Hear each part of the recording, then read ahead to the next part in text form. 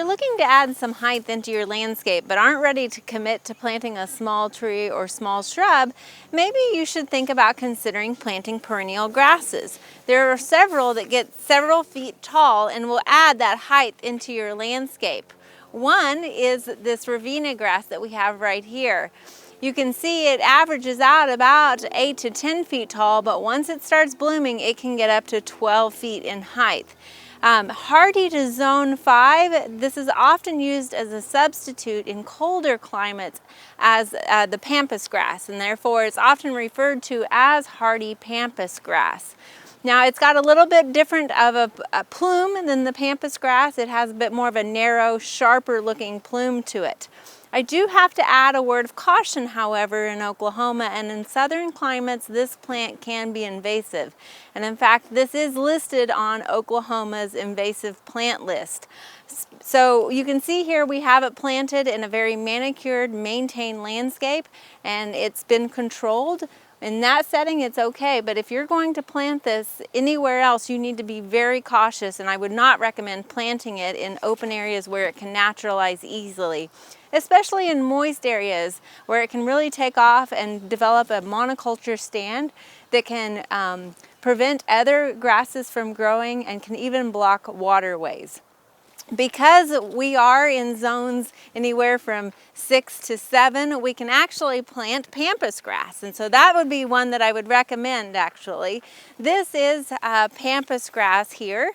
You can see it has a little bit finer leaf blade to it, but it's a nice stately grass to add either individually. It will make a nice focal point, or you can plant it in a row and use it as a wind block. While most of them get to be about 6 feet tall, it's going to be the plumes that you're really after. That's really what it's desired for, as they almost look like feather dusters on top of the plant. Now most of them have either an ivory cream or white plume, but there is a cultivar called Pink Feathers that has a pink plume to it. Now most of these are only hardy to zone 7, but if you're in northern Oklahoma, there is a cultivar called Blue Bayou, which is hardy to zone 6. Coming down in size a little bit, we have several Miscanthus grasses to choose from.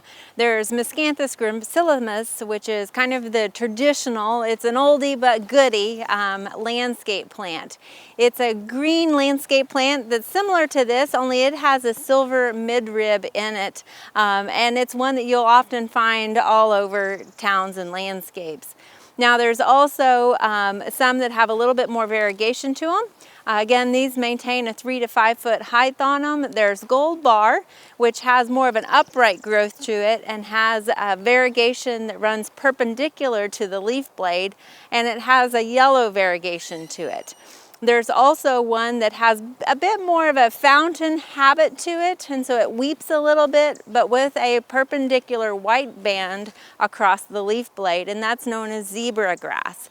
Now, if you would like the look of zebra grass but wanted to have more of an upright growth, look for a cultivar called Porcupine or Strictus, and that's going to give you that upright growth, but again with the perpendicular banding across that leaf. Here I'm standing by a cultivar called Morning Light, which is similar to Gracilis, but it actually has a variegation on the outside or the margins of the leaves. You can also see the leaves tend to be a little bit more narrow, and so as you look at it from a distance, it has just a nice kind of a golden yellow glow to the whole form and shape of the plant. Now all of these that I've mentioned have a little bit smaller leaf blade. If you're wanting a bolder appearance, you might try Rigoletto or Cabaret, which we also have featured here in our ornamental grass garden. Another mid-level popular ornamental grass is Calamagrostis or featherweed grass. One of the most popular cultivars is called Karl Foerster, and this plant will get much taller. It'll get to be about 3 to 5 feet tall, but you can see the plumes are a little bit more narrow, and they have this nice kind of tannish bronze color to them that they'll exhibit midsummer through the rest of the season. Now this plant, it has more of a vertical appearance, which really offers nice lines in the gardens versus the weeping nature of some of the other ornamental grasses. Now, one thing all of those perennial grasses that we've talked about so far have in common is that they're all clumping grasses for the most part, which means when you plant them in the ground, they're pretty much going to stay right there in that same location. You might see a little bit of spreading or the growth of that clump, but it's where you plant it is where it's going to stay, and you'll notice that foliage coming out of the base of that plant. Versus some spreading grasses. There are grasses that spread, and what this means is they're actually going to travel by rhizomes across an area, which allows that foliage to pop up and kind of create more of a mat of foliage. An example of a perennial spreading grass is blue Lyme grass. This is a popular grass that we have here, and it actually is a cool season grass. So you'll see most of its growth in the spring and in the fall. But being hardy from zones 4 to 10, it does quite well here in Oklahoma. Because it is a cool season grass, you might want to look at a cultivar called Blue Dune, which actually handles our heats just a little bit better. This grass will get to be about 3 to 5 feet tall, and as you can see, kind of travel across the landscape. Another spreading perennial grass that you might try in your garden is called ribbon grass. You can see this one stays much shorter, only getting to a height of about 2 to 3 feet tall, which makes it work well in the foreground of your landscape. But you do want to make sure to give it some space because, again, it's going to spread. Now, this particular one is grown for its foliage, not necessarily for its flowers, as those are pretty unnoteworthy. But this one is variegated, but there's also a cultivar called Strawberry and Cream, which is variegated and then has tips of pink on the ends of it.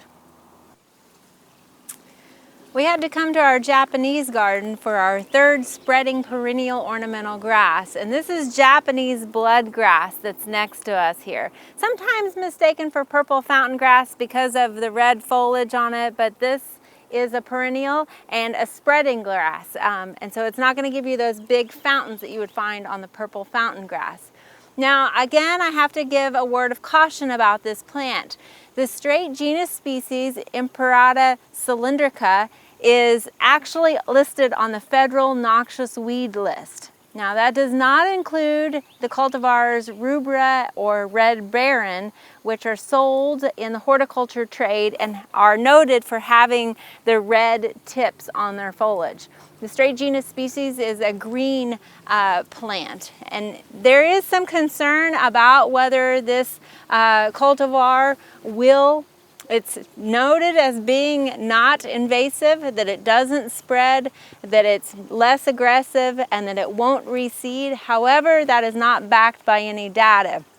And so I would say, if you see this reverting or reseeding in your landscape, you want to remove it immediately.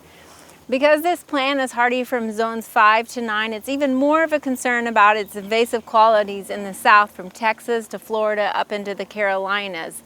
Some states, such as Alabama, have gone so far to even make it illegal for the owning, the selling, and even sharing of the horticulture cultivar rubra. All of these grasses that we've mentioned are perennial ornamental grasses, which means they're relatively easy to maintain in order to get them to come back year after year. All you're going to do is in late February, early March, you're going to want to prune back all of the foliage, which at that point would have died. You're going to prune that back to as low as you can on the crown of that plant. Typically around 6 to 8 inches. Now, depending on some of these larger clumps of grasses, that can be a little difficult, but you want to get that as tight as possible so that when that new growth starts coming out, you're going to have a nice fountain grass effect and not have to see any of that remaining dead foliage. Now, you want to leave that foliage through the winter months because, one, it adds some nice height to our landscape that can often look flat in the wintertime.